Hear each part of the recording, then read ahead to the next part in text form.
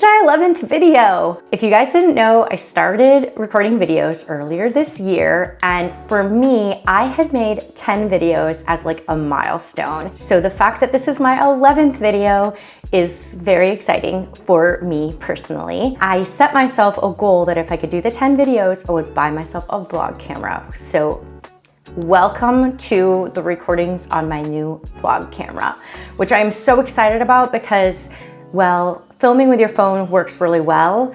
It's a little bit of a difficult setup because if you film with your back camera, you never quite know where you are in the frame. It's just a little complicated. And so I'm excited to have this camera where I know where I am in the frame. Hopefully it'll just allow me to create even more videos for you guys, maybe better videos for you guys. So yeah, very exciting. If we haven't met yet, my name is Melissa and I run a design studio by day and a handmade product business by night. Like I said, I have been posting here since the beginning of the year. I have learned a lot in that time. And so I thought I would record for my 11th video, a little recap of what I've learned so far when it comes to making videos for YouTube. Thinking that maybe it's just entertaining to see some of the things I've learned along the way and maybe some of the silly things I did when I started. And if you're just starting out, you know, hopefully it's like some inspiration for A, you're not gonna get it perfect. I'm not getting it perfect now, I'm sure. B, that maybe you can learn from a few of my, I don't even wanna call them mistakes, but just from my learnings. Now that I'm not filming on my phone, I have my notes on my phone. So I'm just like gonna be real with you guys and I'm gonna be referencing this to help guide me along the things I wanted to share with you guys. So the first thing that I have learned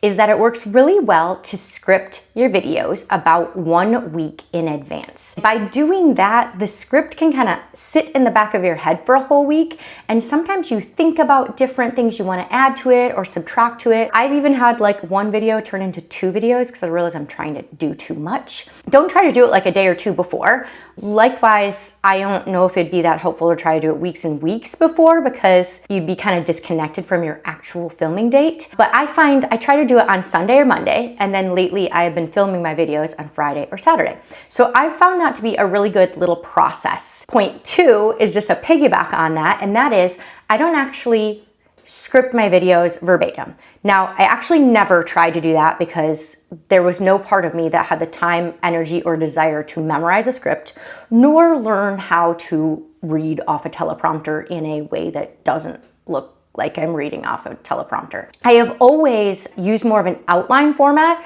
but as I've went through, my outline format has gotten more and more loose. I can rabbit trail really easily, so I need to have that outline to help me just know I want to hit these 3 points or 10 points or whatever. I have found that to work really well. Lesson 3. When I'm actually recording these videos, I have found it helpful to record them in short bursts, especially if you are working on your phone. It does 2 things. First of all, it makes the files way easier to transfer off your phone. I don't know if this is different for Android users, but for my iPhone, you just have to AirDrop or wait for them to sync to iCloud or wait for them to sync into Photos. Anyway, that's a lot of waiting. And so the longer video you have, the longer all of that takes. I mean, it could take hours for a video to sync to your iCloud. It can take like an hour for a 20-minute video to AirDrop. I learned that the hard way. I started filming in like little segments, which really supported that whole loose outline thing well too. I would just film like 1 point at a time. I don't know if I'm gonna have to do that quite as much with this new setup. We'll find out. It's easier to keep your train of thought and kind of be really engaged with what you're trying to say if you're only trying to talk about this one thing for like 2 minutes. I have found that to be a really helpful point. I did not start out that way. When I started, I was trying to do just a like straight shot, edit later, which is actually what I'm doing today on this new vlog cam because I don't have to AirDrop the video, especially if you're filming with your phone or if you're new and you're nervous. I'm still new, I'm still nervous. Doing it in short bursts, I found to be really helpful. And it took me probably like 3 videos to figure that out. So shortcut, learn it now. So then the 4th point is when you are editing, jump cuts are the best thing ever. I'm a designer, I'm a natural perfectionist. And so when I first started, I wanted everything to be really smooth. I didn't want it to feel like there were cuts.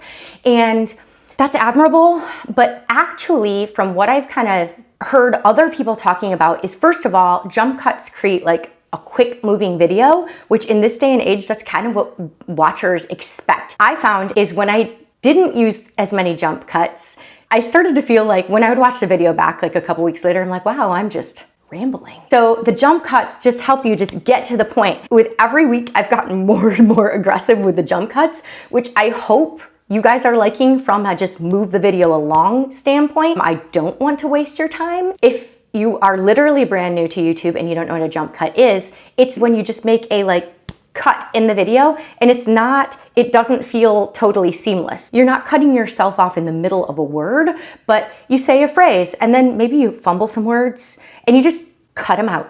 And you don't worry about that, oh, your position changes slightly when the next clip starts. It's okay.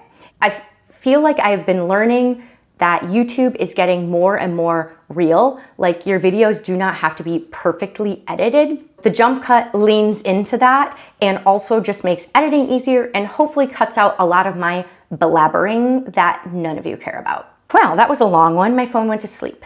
So fifth thing I've learned is shorter is better when you're just getting started. When I started, I thought I wanted to make like 15, 20-minute videos, even maybe longer. I wanted to get deep into maybe how I did something, and I still do want to give you guys depth, but I've learned this kind of piggybacks on the jump cut. Cut out all the fluff in the middle. A story or two is good, but if every single thing has a long, rambling story, it's gonna get hard to follow. Also, when you're just starting out and someone potentially watching your video sees it only has 10 views or you only have 15 followers, it feels like a risk to possibly invest 30 minutes into watching someone's video. But if you have an 8-minute video or a 10-minute video, it is a smaller risk to a watcher. And that's weird, but people are weird like that. There's this subconscious, do I want to click on this 30-minute video with 10 views? 8-minute video, pretty low risk. That's not that much of my life. I have found shorter is better, so I'm actively trying to keep my videos shorter, although I can already see on the counter on this one's getting a little lengthy. We'll see how much I can cut out for you guys. Point number 6, you do not have to be perfect. Kind of goes back to the jump cuts. I tried to deliver seamlessly, and what that kind of ended up as is robotically. So it doesn't have to be perfect. People want to watch real people. People want to learn from real people. And so it's okay if you flub your words. I cut it out if I can, because who wants to hear me stutter over the same word? But sometimes you just can't cut it out. And sometimes it's just kind of humorous to leave in. And so there've been a couple cases where I couldn't cut it out and I literally just turned it into a zoom in, look at me and how silly I am right now that I can't spit this word out. It's okay to not be perfect. There's lots of times I've been editing a video for several hours and I could go back and keep refining, but you know what? I'm never gonna release anything if I take that long to perfect everything. And especially in the beginning, the sad truth is hardly anyone's watching your videos anyway. Don't kill yourself making it perfect. As long as you get your point across in a clear way, it's okay if you have a tiny flub or there's a jump cut. And if you forget a point, you can either go back later and add it in the editing phase and just be like, hey, editing me, forgot to add this. Or it's just fodder for another video. Took me a little bit to learn this because, like I said, I am a perfectionist. But I'm getting there. Learning new things like this is slowly crushing my perfectionism little by little. Painting will also crush your perfectionism. Number 7, use the equipment you have. I wanted to start a YouTube channel for easily 2 years. And the last year I have spent researching and looking into equipment. I even got to the point I realized I just had to try to use my phone and do it the simplest way possible to get started.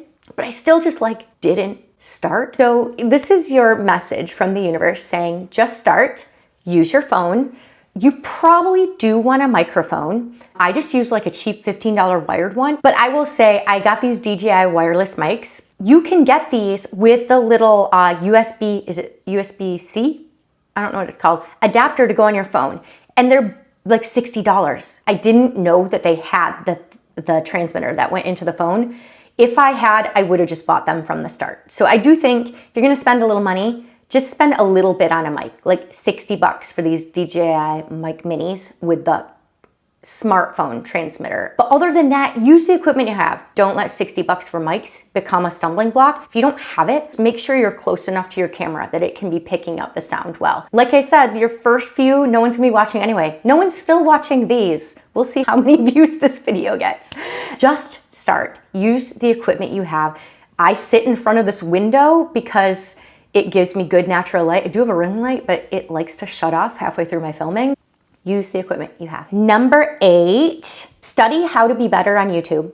Watch videos. There are so many people teaching, instruction, stuff on how to be better on YouTube. Watch them, but don't feel like you have to do it all. I watched a lot of videos about a hook and building up interest and things like that. And I do think you maybe need a little bit of a hook. There needs to be interest. But for me, like this really like scripted hook just felt inauthentic. I'm apparently not an actress at heart. I just couldn't do it. That was kind of my illustration of this point, which the point is, yes, study. Yes, try to learn. Figure out what the best practices are, but then break them in accordance to what is authentic to you, because no one wants to watch a video with someone who's not authentic. Learn, but be authentic at the same time. Always be evaluating, but does this fit me? Or how can I do this thing I just learned in a way that is uniquely me? Point number 9, kind of a 1-2 punch with the learning on YouTube. I have found there are a lot of tactics on YouTube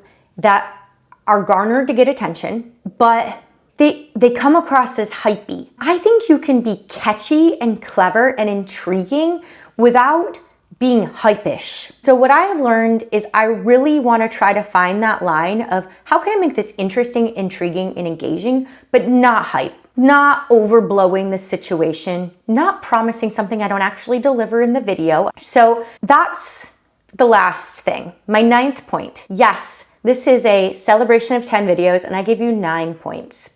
I tried to come up with a 10th, but I just couldn't do it. And so in the spirit of authenticity and not being perfect, you notice I just stumble over the word authenticity, right? In the spirit of authenticity, I just decided I am not going to force a 10th point. So here you have it, 9 things that I have learned in my first 10 YouTube video uploads. I really hope that this has helped you guys in some way.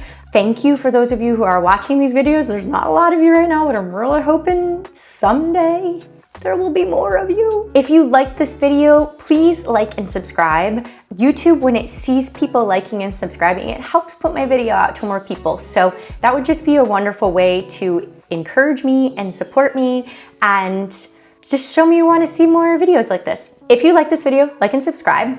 Also, leave me a comment. If there was something you really liked, something that really resonated with you, if you're just starting out too, let me know where you're at in your journey. If you're further along than me and have some good tips I didn't share here, pop them below because I am actively always looking for ways to do this better right now. And I will see you next week.